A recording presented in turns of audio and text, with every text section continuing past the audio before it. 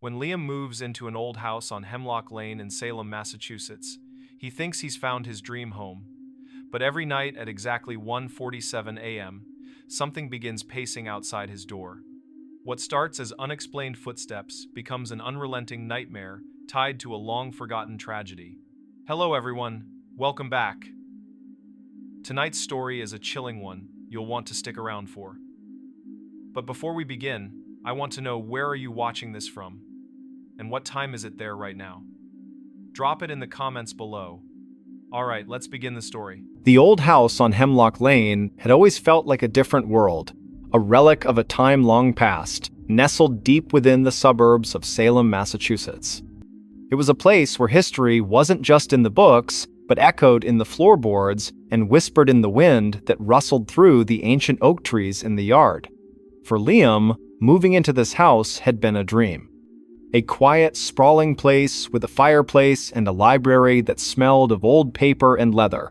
A perfect escape from the relentless hustle of city life. The first few weeks were idyllic. He spent his days painting the walls, replacing old fixtures, and trying to coax the garden back to life. The nights were calm, filled with the gentle hum of the refrigerator and the distant sound of crickets. That is, until the first night it happened. He was in his study, lost in a book, when a shiver ran down his spine. He glanced at the clock on his laptop. 1:46 a.m. A sudden, unexplained stillness fell over the house. The crickets outside went silent. The hum of the fridge faded into nothing. The air grew heavy, cold, and thick, with an unspoken presence. He held his breath, his heart pounding in his chest. Then, he heard it. A sound on the porch outside, a slow, deliberate movement on the worn wooden planks. Another one. Closer. And another. They were coming up the steps. 1, 2, 3. A steady, unhurried rhythm. He froze, his eyes wide with a mixture of fear and disbelief. He told himself it was just the house settling, just the wind playing tricks. But the sounds were too distinct, too heavy to be anything but a person. The steps reached the top of the porch. A pause. He could almost feel the presence just outside his front door. He held his breath, listening with every fiber of his being. The sounds began to move again. They were walking along the porch now, parallel to the front of the house. He could hear them passing the living room window. He imagined a dark figure, cloaked in shadow, pacing back and forth just a few feet away. The sound of the steps was unnerving. They were not fast, not a hurried escape. They were a slow, purposeful patrol, a sentinel on a beat. Then, the sound stopped, right outside his study window, the very window he was looking at. He squeezed his eyes shut, a plea to a silent God that this was all a dream. When he opened them, the window was still dark, reflecting his own terrified face.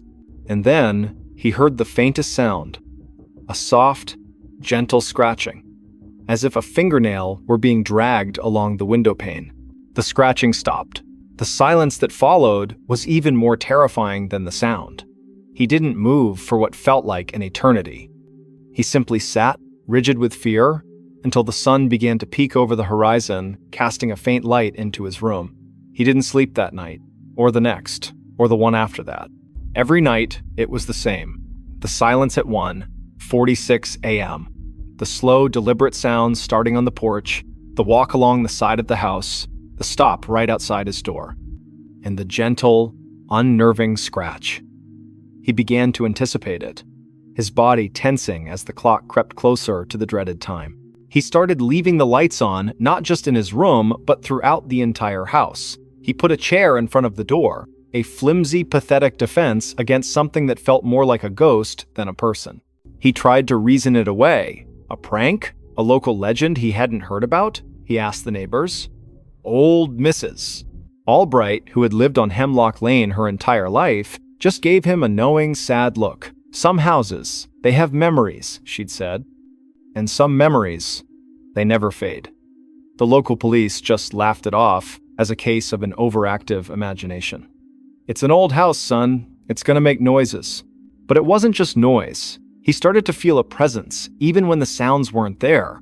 A cold spot in the hallway, the faint scent of something like old earth and rain. The feeling of being watched from the dark corners of the rooms. He was losing his grip on reality. His friends from the city came to visit, and he was so on edge, he'd jump at every creak of the floorboards. They told him he needed a vacation, that he was stressed out. They didn't hear what he heard. They didn't feel the chill in the air when the clock neared 1:47 a.m. He became a prisoner in his own home. He'd spend his days trying to exhaust himself, hoping he would fall into a deep, dreamless sleep and not hear the approaching sounds. He'd run for miles, work in the garden until his hands were raw, and paint until his shoulders ached. But exhaustion was no match for dread. At 1:45 a.m., he'd find himself sitting on the floor, his back against the door, his breath coming in ragged gasps. He would close his eyes, clamp his hands over his ears, and wait for the silent approach. And wait for the pause. The dreadful, heavy pause. He started doing his own research. He went to the local library, poring over old microfiches and town records. He learned about the history of the house, about the families who had lived there. And then he found it. A small, almost forgotten article from a local newspaper dated back to the 1920s. A boy, a 10-year-old named Thomas, had vanished from the house. He'd gone to bed one night, and in the morning, his room was empty. No signs of a struggle, no forced entry, just gone. The article mentioned that the last person to see him was his older sister, who claimed she had heard his footsteps pacing back and forth on the porch outside his window late that night, just before he disappeared. She said they stopped, and then there was a faint scratch on the window, and then silence. The article ended with the case being unsolved, a local tragedy that had faded into the annals of forgotten history. Liam felt a cold dread settle in his stomach, a chill that had nothing to do with the temperature, the boy's room. But it was his study now. The very room where he first heard the sounds. He thought of Thomas, a young boy, pacing outside his window at night, perhaps looking for a way in or a way out. He couldn't stay anymore. The house, his dream house, had become a tomb. He called a real estate agent, put the place on the market, and made plans to move back to the city. He didn't care about the money, he just wanted to be free. He packed his belongings with a frenzied, desperate energy, tossing things into boxes without care. He had to be out before the next night. He had to be. The last box was packed. The car was loaded. He had the keys in his hand, ready to leave. He took one last look around the empty, cavernous house. He saw the peeling wallpaper, the stained floorboards, and the way the shadows clung to the corners. He felt a sudden wave of pity for Thomas, for the little boy who had been trapped here for so long. He felt a pang of guilt. Was he just going to leave Thomas here to wait for the next person? The thought was unsettling. He went to the study, the room that was the epicenter of his terror. He stood in the middle of the room, looking out the window, his reflection staring back at him. "I'm sorry, Thomas," he whispered into the silent room. "I'm so sorry." As he stood there, a sudden, cold breeze swept through the house, even though all the windows were shut. The scent of old earth and rain was stronger now. The grandfather clock in the hall began to chime, its ancient bell echoing through the empty space. 1. A pause. 2. Pause. 3. The chimes were impossibly slow. He didn't need to look at his watch to know the time. The final chime rang out. 1:46 a.m. He heard the first sound. He felt a sudden, inexplicable urge to do something, anything besides run. He felt a profound sadness for the little boy, a need to help. He walked to the window, his hand trembling, and gently rapped on the glass. Rap. He waited. The sounds outside stopped. The silence returned, a heavy, expectant quiet. He held his breath. Then he heard it, the sound of a single, slow movement. On the porch, just outside the front door. Another one. The sounds were not pacing anymore. They were receding, getting softer and softer, down the porch steps, back toward the yard. The sound was fading. The sound was gone. He waited in the silence, a new kind of silence, a different kind of quiet. He went to the front door, his hands still trembling, and looked out. The yard was still, the trees unmoving. He looked out at the street, empty. The moon cast a pale glow on the old house. For the first time in months, he felt no fear. He felt a peace. He returned to his car, got in, and drove away from Hemlock Lane, not once looking in the rearview mirror. He was free. He didn't know what had happened, what his small act of acknowledgement had done. He just knew that he had left a quiet house behind him. A house that, perhaps, had finally found its peace as well. Years later, he still lived in the city, but he never forgot the old house and the sounds that had haunted him. He often wondered about Thomas and about what he had finally found out there in the quiet night. He wondered if he was finally home, and sometimes on quiet, dark nights, when the rain pattered against his window, he'd find himself looking at the clock, and when it was 1:47 a.m., he'd listen, and he would hear nothing at all. He woke up and realized someone had tucked him in. The small one-bedroom apartment on the edge of downtown Chicago was everything Alex needed. A cozy space, a view of the skyline, and the comforting anonymity of a bustling city. He was a creature of habit, a man who lived a solitary and predictable life. He worked long hours as a data analyst, and his evenings were a quiet rhythm of takeout, a good book, and a sound sleep. His bed was his sanctuary, a place of peace and rest after a long day of numbers and spreadsheets. He was a man who believed in facts, in data, and in the tangible world. The first time it happened, he woke up with a start, a familiar cold chill running through him. He was covered in a way he wasn't before. His comforter, which he always just pulled up to his waist, was now tucked neatly under his chin, the sides folded firmly under the mattress. It was a perfect, deliberate tuck. He sat up, his heart pounding. The room was dark, the blinds were closed, and there was no one there. He told himself he had done it in his sleep, a weird, subconscious action. He was a single man. There was no other explanation. He was just tired. He pulled the covers off, untucked the corners, and went back to sleep. The next morning, it happened again. The comforter was tucked neatly under his chin, the sides firmly secured. This time, he was more than just confused. He was unsettled. He lived alone.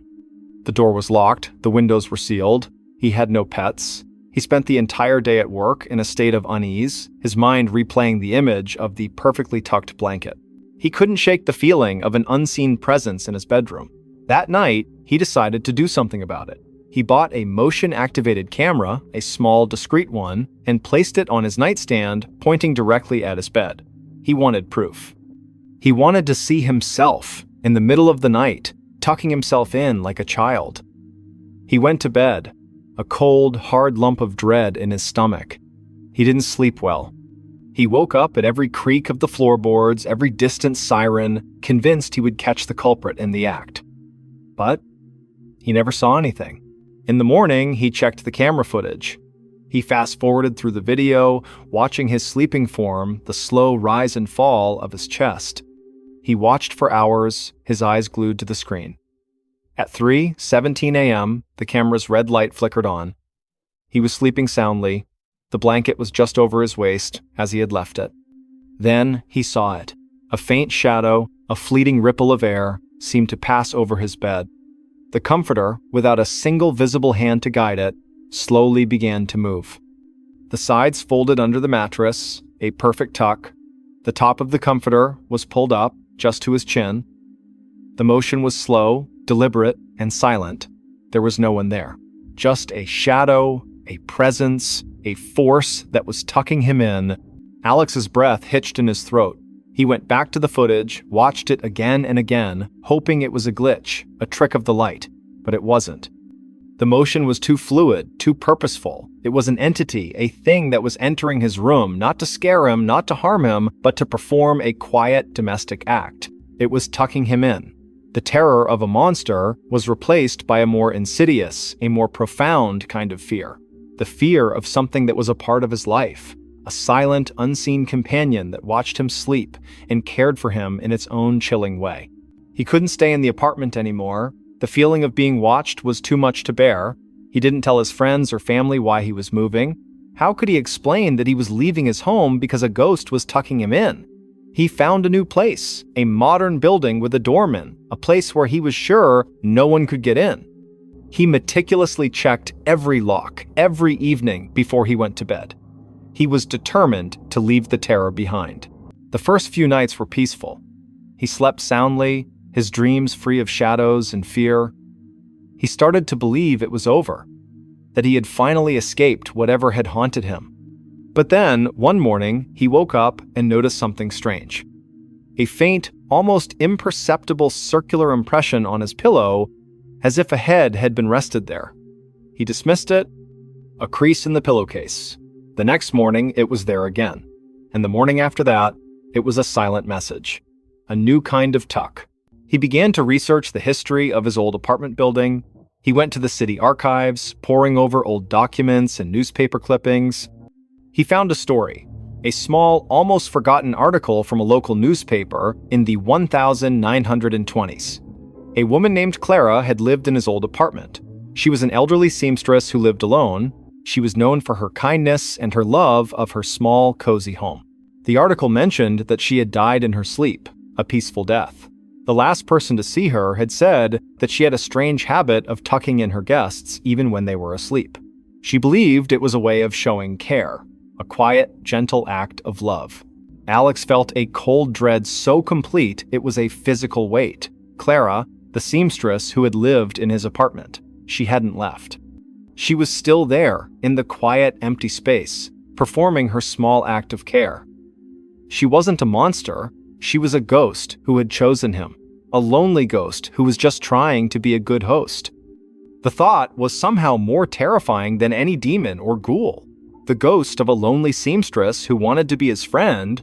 He couldn't go back to the old apartment. He had left her. He had abandoned her. Her simple, kind act of tucking him in. He felt a profound sense of guilt. He had feared her, run from her, when all she had wanted was to care for him.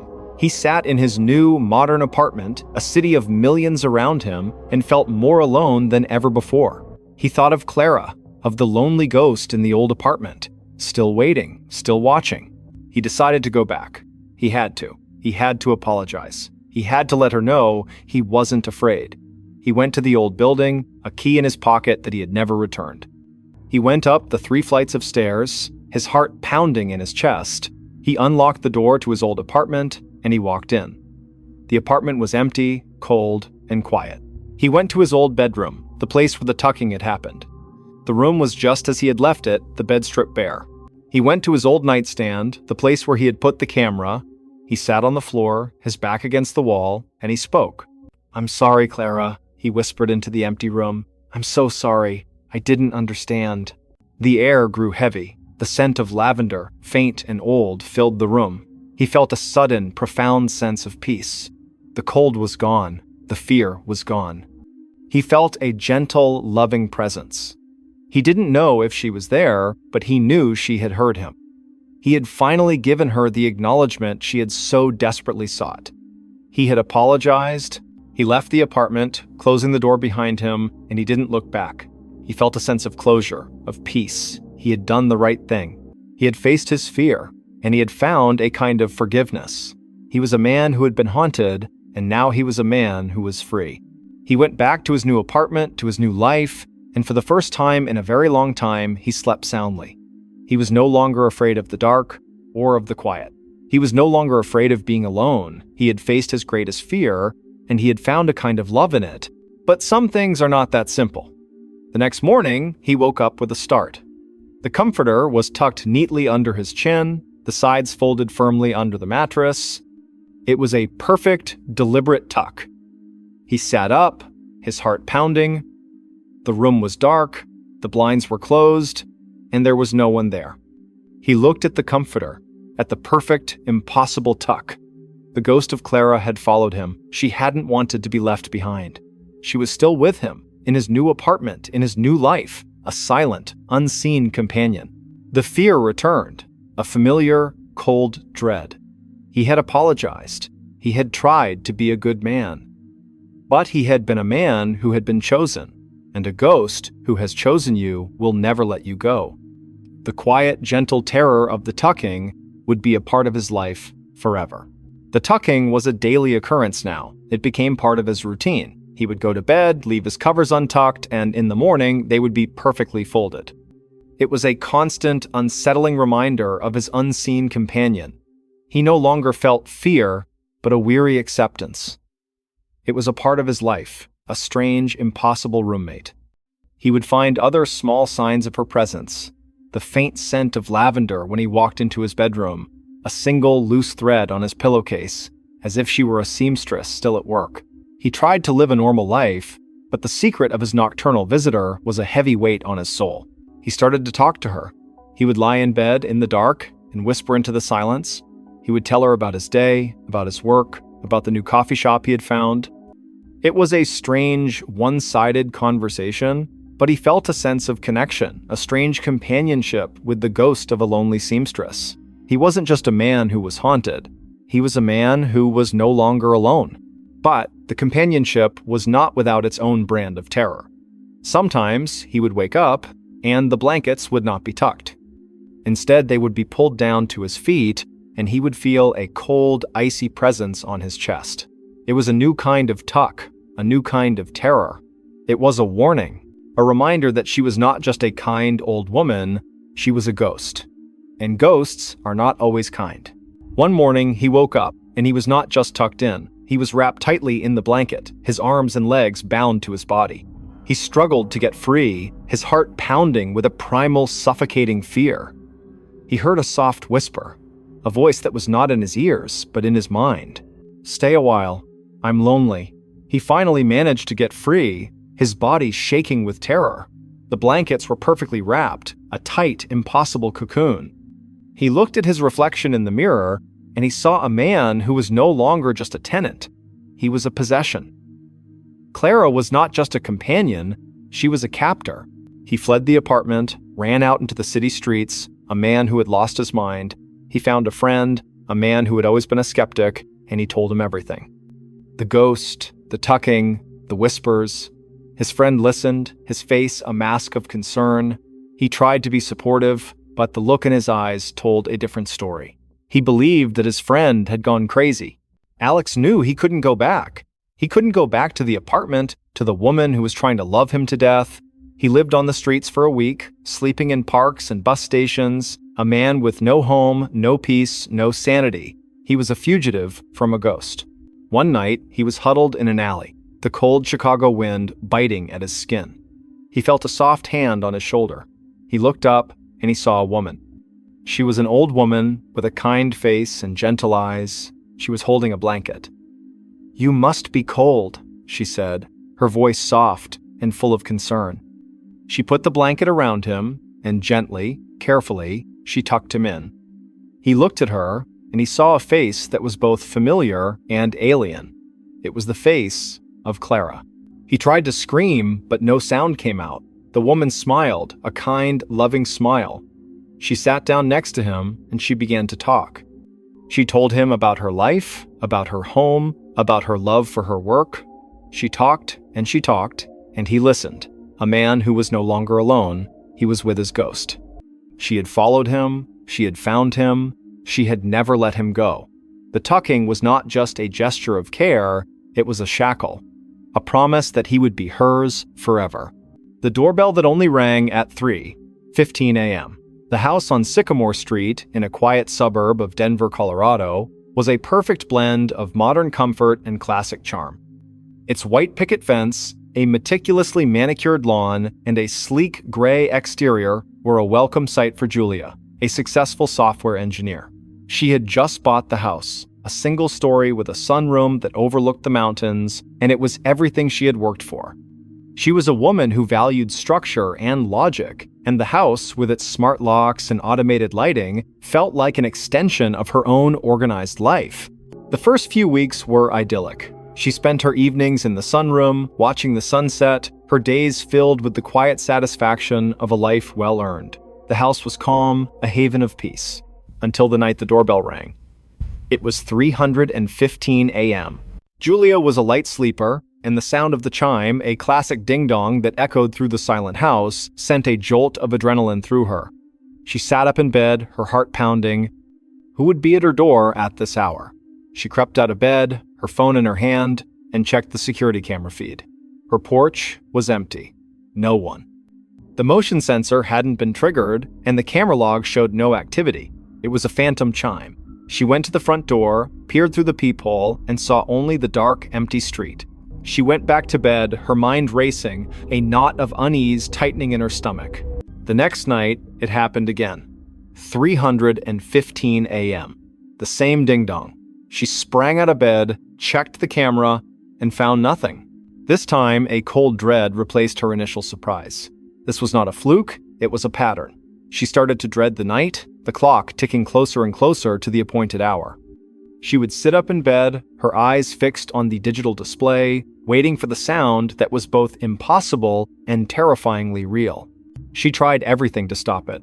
She disabled the smart doorbell, unplugged the chime, and even went as far as to remove the button itself from the wall. The house was silent, dark, and empty. She went to bed, a profound sense of relief washing over her. She would finally get some rest. But at 3:15 a.m., the sound came again.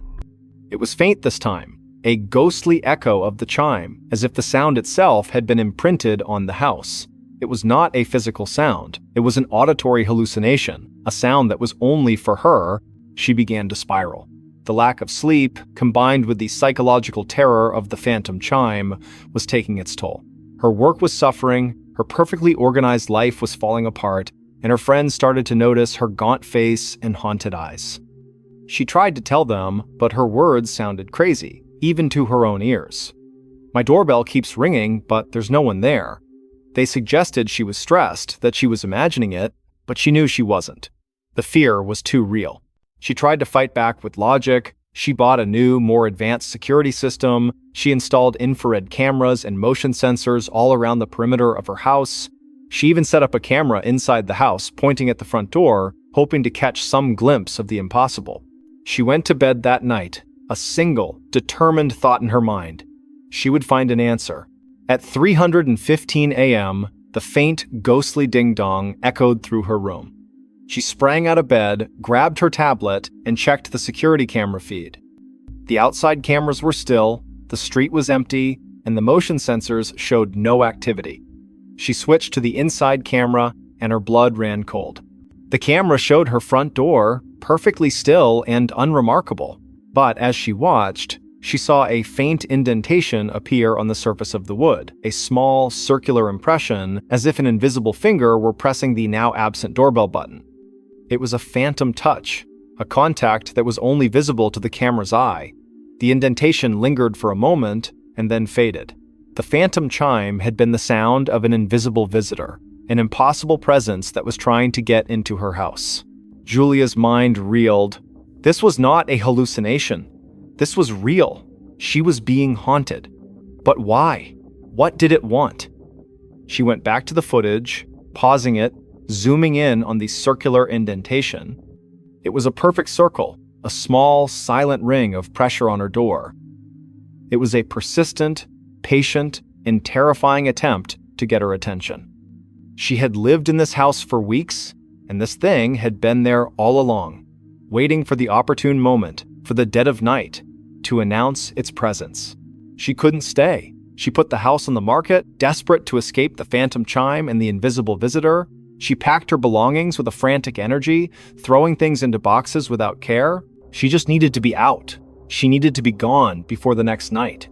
The house sold quickly, and she moved into a high-rise apartment in the city, a place with a doorman and security cameras on every floor. She felt a profound sense of relief as she settled in. The city noise was a comforting blanket, a constant, predictable sound that kept the silence at bay. She slept soundly for a week, and then two. She started to believe she had escaped. But some things can't be escaped. Sometimes a haunting is not about a place, it's about a person. One night, she was having a restless dream. A dream of a long, dark hallway and a ringing sound in the distance. She woke up with a jolt, her heart pounding. The clock on her nightstand read 3:15 a.m. A profound, icy coldness filled her room, seeping into her skin. She heard a sound, a faint, impossible ding-dong. It was not coming from her doorbell.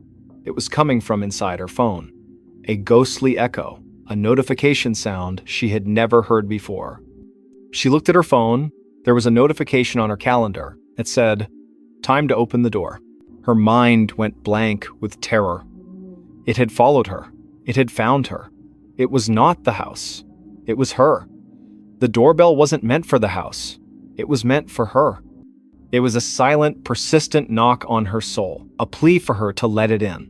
She looked at the door of her apartment, a solid, modern, locked door. She imagined the circular indentation on the surface of the wood, the invisible finger pressing against it, patiently waiting for her to respond. She knew she couldn't run anymore. This wasn't a problem she could solve with technology or logic. This was something ancient, something that had found her for reasons she couldn't fathom. She had to face it.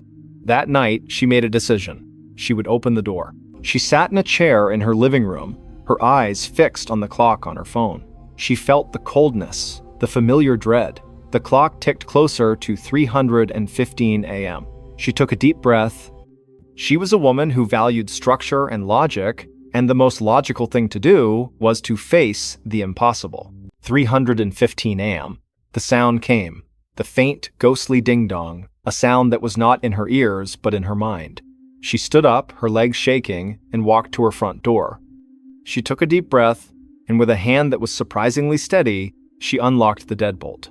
She turned the knob and slowly, deliberately, pulled the door open.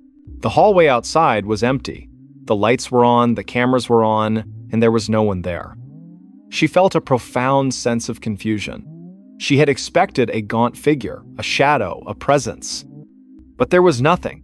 The doorbell didn't ring again. She stood there for a long moment, looking at the empty hallway. She closed the door, locked it, and went back to bed. She slept soundly for the first time in months. She had faced her fear, and it had vanished. She woke up the next morning, feeling a sense of peace and liberation she had never known. She thought about the phantom chime, about the ghost that had haunted her. It was over. She was free. But some things are not that simple. As she was getting ready for work, she noticed something strange on her left hand. On her ring finger, a small circular impression, a faint, ghostly bruise, as if an invisible ring had been pressed onto her skin. She tried to rub it off, but it wouldn't fade.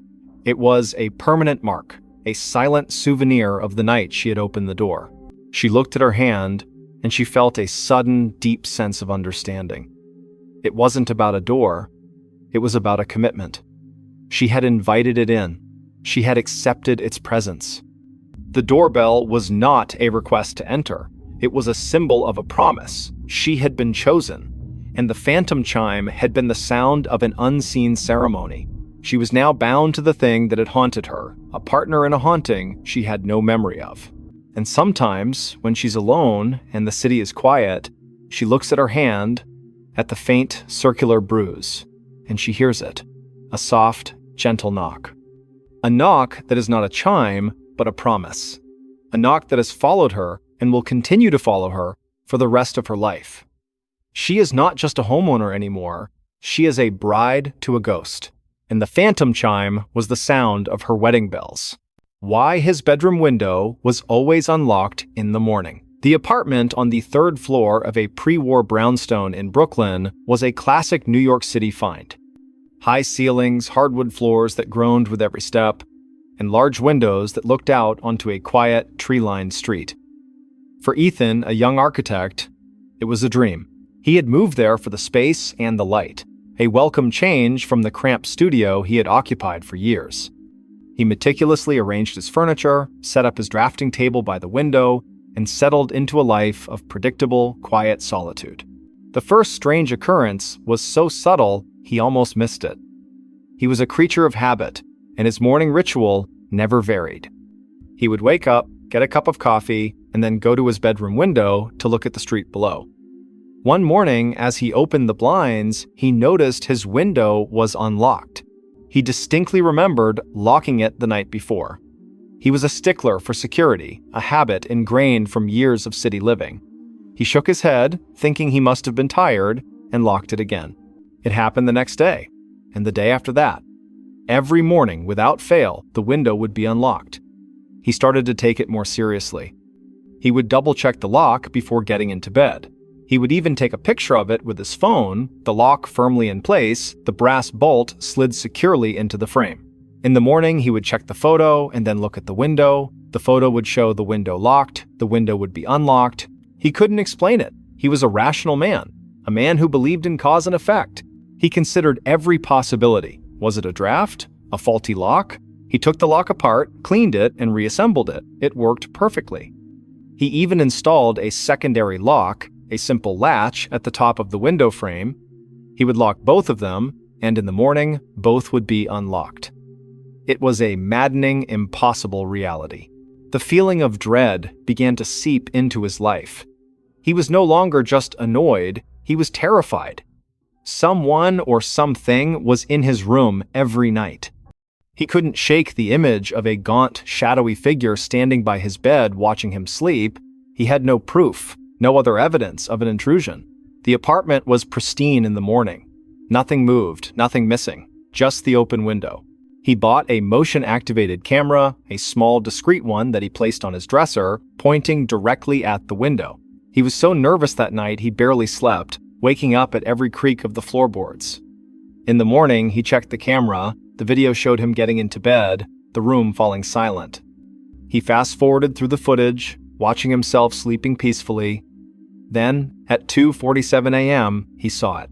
The camera's red light flickered on, the window was in the frame, and he saw, with a gut-wrenching certainty, the lock on the top latch slowly, silently slide out of place. A moment later, the main lock followed, the brass bolt retracting with an almost imperceptible click.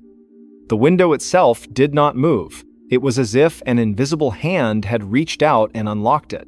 He watched, his heart pounding as the video continued. Nothing else happened. The room was still. The camera's light turned off and the video ended a few seconds later. Ethan's mind was a whirlwind of fear and disbelief. He had proof. There was a presence in his room, an entity that was not human that was unlocking his window every night. But why? What did it want? He looked at the video again, searching for any other sign, any other clue, but there was nothing. The room was a tableau of perfect silence and stillness. Just a window, unlocking itself. He couldn't stay in the apartment anymore. The feeling of being watched, of being vulnerable to an invisible intruder, was too much to bear. He called his landlord, told him he was breaking his lease, and began packing his belongings. He didn't tell his friends or family why. He didn't want to sound crazy.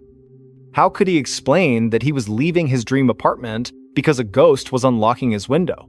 He found a new place, a modern high-rise in a different part of the city. The windows were new, made of reinforced glass, and the locks were mechanical marvels. He felt a sense of relief as he settled in, a feeling of security that he hadn't known in weeks. He meticulously checked every lock, every evening, before he went to bed. He was determined to leave the terror behind. The first week was peaceful. He slept soundly, his dreams free of shadows and fear. He started to believe it was over, that he had finally escaped whatever had haunted him. But then, one morning, he woke up and noticed something strange. A faint, almost imperceptible film of dust on his nightstand. He wiped it away, thinking nothing of it. The next morning, it was there again. And the morning after that, it was as if someone had run a single, ghostly finger over the surface of the wood. Then, he found something in his bed. A small, black feather. It was impossibly thin, almost like a piece of ash, and it was nestled in his sheets, right by his pillow. He picked it up, his hand trembling. It didn't look like any feather he had ever seen. It was a cold, alien object. He was losing his mind. He was trying to find a rational explanation for irrational events. He was back in the same cycle of fear, the same cycle of disbelief. He went to the old apartment. The window was locked, just as he had left it. He looked up at his old room, at the large, beautiful window, a window that had become a source of profound terror. He wondered if his replacement had noticed the unlocked window in the morning. He decided to do more research. He went to the local historical society, a musty old building filled with the memories of the city. He looked through old records of his brownstone, tracing its history back to the 1800s. He found a story, a small, almost forgotten article from a local newspaper. A young boy, a child named Edward, had lived in the building in the late 1800s. The boy was an insomniac, a child who would stay up all night, sketching in his notebook, his mind filled with fantastic, impossible creatures. The boy had an obsession with the window. He would open it every night, regardless of the weather, and stare out into the darkness, claiming he was watching for something that was coming for him. The article ended abruptly, mentioning that the boy had died in his sleep, a sudden, unexplained illness. The last person to see him had said that he had insisted on his window being left unlocked, a plea that his parents had ignored. Leo felt a cold dread so complete it was a physical weight. The boy's room. It was his old bedroom. The boy had been looking for something, a creature from his drawings, and he had believed that leaving the window unlocked was his only hope. He had died and the window was locked. But what if the thing he was waiting for had finally come for him? And what if, in death, he was still waiting, still trying to open the window to let it in? He went home, his mind a feverish blur of fear and understanding. He looked at his modern, secure windows. He had left the old apartment, but the memory, the terror, the presence had followed him. He didn't sleep that night. He sat in a chair, watching the sunrise, a cold, hard knot of fear in his stomach. The next morning, he went to his bedroom, his heart pounding in his chest. He looked at the window. It was closed. He looked at the lock. It was locked. He felt a profound sense of relief. But then he saw it. A single, small, black feather on the windowsill. The same cold, impossible feather he had found in his bed. It wasn't just his old apartment that was haunted. He was. The entity, the thing Edward had been waiting for, had found him. It wasn't coming in through the window. It was already in. He called a locksmith, a friend of his who specialized in antique locks. He had a strange request. He wanted him to install an old, complicated, beautiful lock on his modern window. He wanted a lock that would be a challenge, a lock that would require skill and care to open. His friend, curious, asked him why. Leo just said he had a fascination with old mechanisms. The lock was installed. It was a beautiful piece of craftsmanship, a brass lock with a complex series of tumblers and bolts. It was a statement, a challenge to the invisible intruder. He went to bed that night, a single black feather on his bedside table, a silent promise. He wasn't going to run anymore. He woke up with a start. The clock on his nightstand read 2:47 a.m. He looked at the window. It was still locked. He looked at his nightstand. The feather was gone. He felt a deep, profound sense of terror. It was no longer a game of unlocking windows. It was a game of possession. The entity was in his home, in his life, and it was moving his things, taunting him. The terror was no longer a silent presence. It was an active force. He spent the next few months living in a constant state of fear. He would come home to find objects moved, his keys on a different hook, his books in a different order. He would find these small black feathers in the most impossible places, in his coffee mug, in his shoe, in his pocket. The entity was toying with him, making him question his sanity. He would find notes on his computer, notes he didn't write, notes that said, "I'm here." He couldn't take it anymore. He had to confront it. He was a rational man, but he was at the end of his rope. He would do the impossible. He would leave his window unlocked. He would invite it in. He would face it. That night, he went to his bedroom window, his hands shaking, and he unlocked the intricate brass lock. He did the same to the old-fashioned latch on the top. He left the window open, just a crack, a silent invitation. He got into bed, a cold, hard lump of dread in his stomach. He didn't close his eyes. He waited. He waited for the cold, the shadow, the presence. He waited for the feather to appear. He waited for what felt like an eternity. Nothing happened. The sun began to rise, casting a pale glow into his room. He was exhausted, but he had no fear. He looked at his window. It was still unlocked. He looked at his nightstand. There were no feathers. He felt a profound sense of confusion. Had it all been a dream? Had he gone crazy? He got out of bed, a new question in his mind. Not why was his window unlocked, but why was it no longer unlocked? He walked over to the window, his mind racing. He looked out at the street below, at the people walking to work, at the world that was moving on without him. He looked at the window, and he saw a note. A small piece of paper, folded into a perfect square, was stuck to the glass. He opened the window and grabbed the note. It said, "It's too late. I'm already inside." He didn't run. He just stood there, the note in his hand, looking at his reflection in the glass. He saw a man who had lost his mind, a man who had invited a ghost into his home. He looked at his reflection, and he saw a single, small, black feather in his hair. He looked at the note in his hand, and he felt a single, slow knock on the back of his head. A knock that he knew was not the wind, not a neighbor, not the house settling. It was the last goodbye. It was the last time he would ever feel alone. At 2:33 a.m., the knock came from inside the walls. The old Victorian house on Elm Street was a beautiful wreck. It had peeling paint, sagging porches, and a widow's walk that looked out over the entire town of Portland, Oregon. For Leo, a history professor and a restorer of antique furniture, it was a dream. He saw past the decay and imagined the stories the house could tell. He spent his life working on things that were old and broken, and this house felt like his greatest project yet. He bought it at a steal, and for the first few months, the creaks and groans of the old place were just the sounds of history settling in. The first strange event happened 3 weeks after he moved in. He was in his study, a room with a large bay window and walls lined with books, when he heard a sound. A quiet, rhythmic tapping. He thought it was a branch from the ancient oak tree outside, scratching against the window pane. He went to the window, opened it, and looked. The tree was still, the tapping stopped, he shrugged it off as a house noise and went back to his desk. The next night, it was louder. He was in the kitchen making tea when the tapping began again. It seemed to be coming from the wall behind the stove. He pressed his ear against the cold plaster. The sound was faint, but clear. It was a single, gentle knock. Knock. Then, a pause. Knock.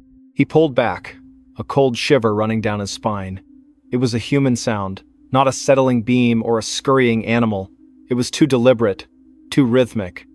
He told himself it was a neighbor, a prank, or maybe a pipe.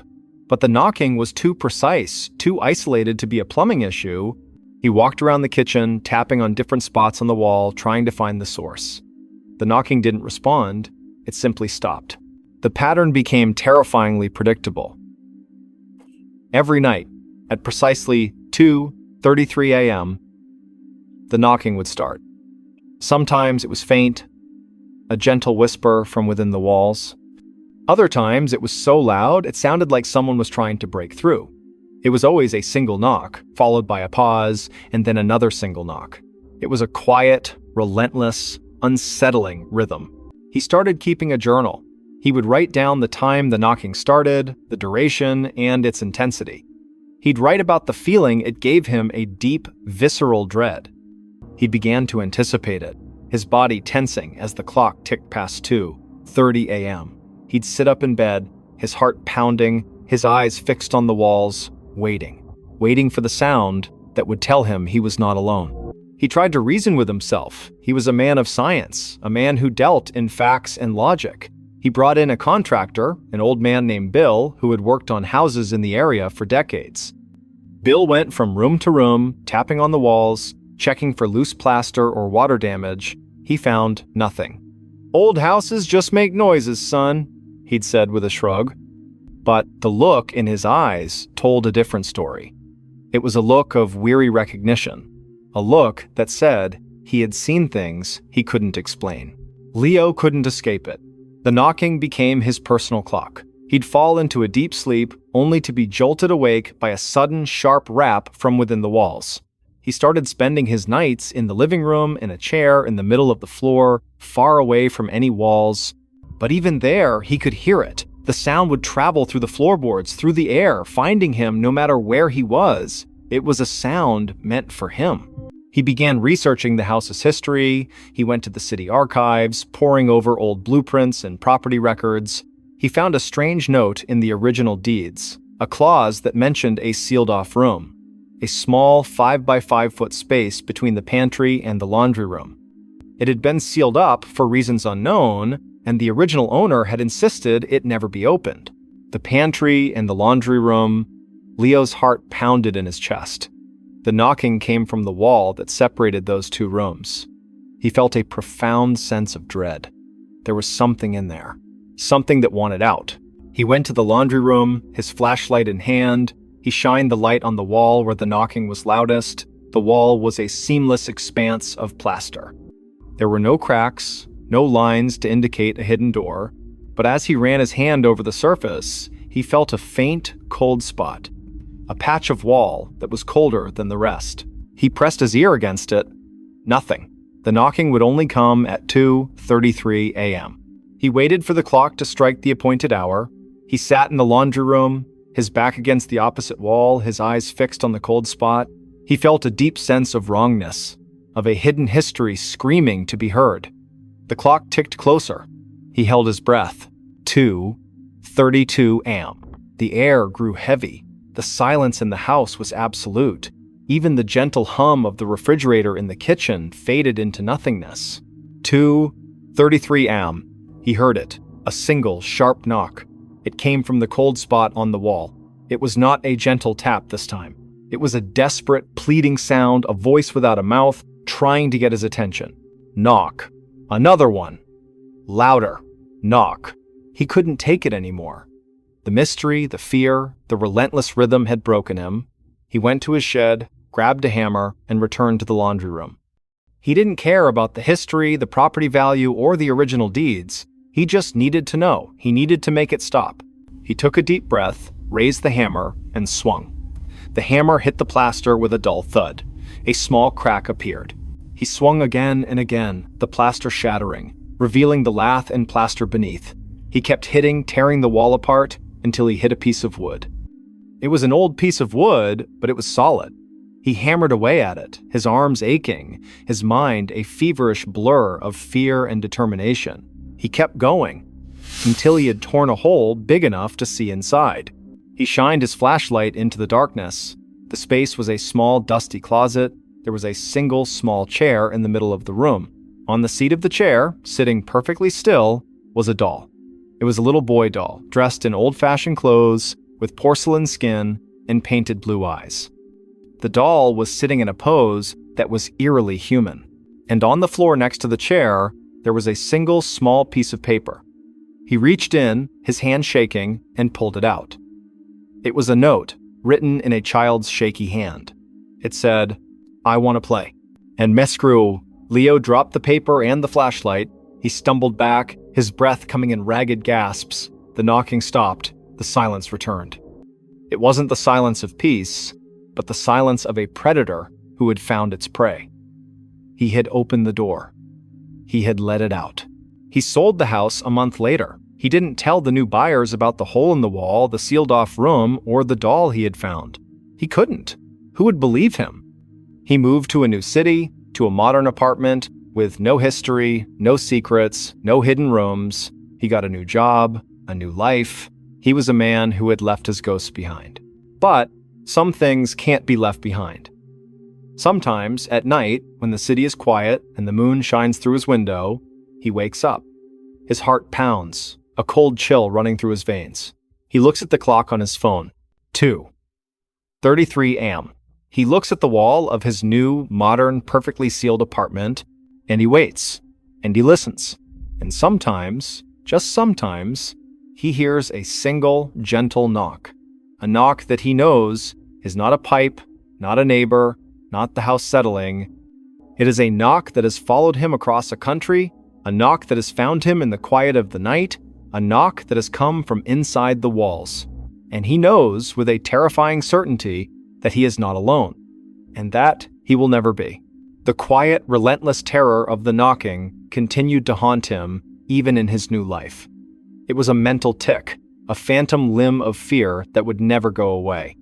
He would wake up in a cold sweat, his heart hammering against his ribs, convinced he could hear it from the very core of his modern apartment building. His new life was a facade, a carefully constructed illusion of normalcy.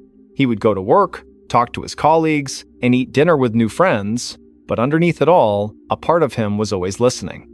He would find himself staring at blank walls, wondering if he could see the faintest of shadows moving behind the paint. He tried to fight back. He went to a therapist, a kind woman who listened to his story with a compassionate but skeptical ear. She suggested it was a manifestation of trauma, a psychological echo of the fear he had experienced. He went on medication, hoping to dull the edges of his anxiety. He tried meditation and mindfulness, anything to quiet the ceaseless, terrifying voice in his head. But the knocking was not in his head. It was a memory, a reality, a thing that had become a part of him. One night, he was out with friends. They were laughing, telling stories, and he felt a brief moment of freedom. He looked at his watch, 2:32 a.m. He felt the familiar rush of adrenaline, the icy chill. He excused himself, went to the bathroom, and splashed cold water on his face. He looked at his reflection in the mirror. His eyes were wide, and his face was gaunt, the face of a man who had not known a moment of true peace in months. He returned to the table, but he couldn't stop looking at his phone. 2:33 a.m. He felt the vibration first, a faint tremor, as if someone had just tapped the glass of his phone. He looked down at the screen. There was a text message, a new number, a number he didn't recognize. He opened it. "You left me alone!" He dropped the phone, his hands shaking. His friends looked at him, their laughter dying on their lips. "Leo, what's wrong?" one of them asked. He didn't answer. He just stared at the phone on the table, the terrible words glowing in the dim light of the restaurant. The knocking wasn't just in the walls. It was in the air, in the technology that connected him to the world. It had found a new way to reach him. He ran from the restaurant, ran through the dark streets of the city, the cold night air biting at his skin. He ran back to his apartment, slammed the door shut, and stood in the middle of his living room, his back against a wall. The knocking wasn't coming from the walls. It was coming from his phone, from the computer, from the television. It was in the very wiring of his modern life. It had spread. He spent the next few days in a state of terror. He didn't answer his phone. He turned off his computer. He unplugged every electronic device in his apartment. He was living in a self-imposed isolation, a desperate attempt to cut off the source of the terror. He ate cold food, and he read books by candlelight. He told himself it was just a prank, a sick joke by a friend who had found his journal. But he knew, with a certainty that chilled him to the bone, that it wasn't. One night, the power went out. The entire city block was plunged into a sudden, absolute darkness. Leo sat in his living room, a single candle casting a dancing shadow on the walls. He felt a profound, unnerving silence. No hum of the refrigerator, no light from the street lamps, just him and the darkness. He felt a moment of hope, a desperate, flimsy belief that this was it, that the power outage had finally severed the connection. 2:33 a.m. He heard it. A single, sharp knock. It wasn't coming from his phone, or his computer, or the walls. It was coming from the window. He looked at the window, the faint outline of a child's hand visible against the glass. The hand was tapping, a slow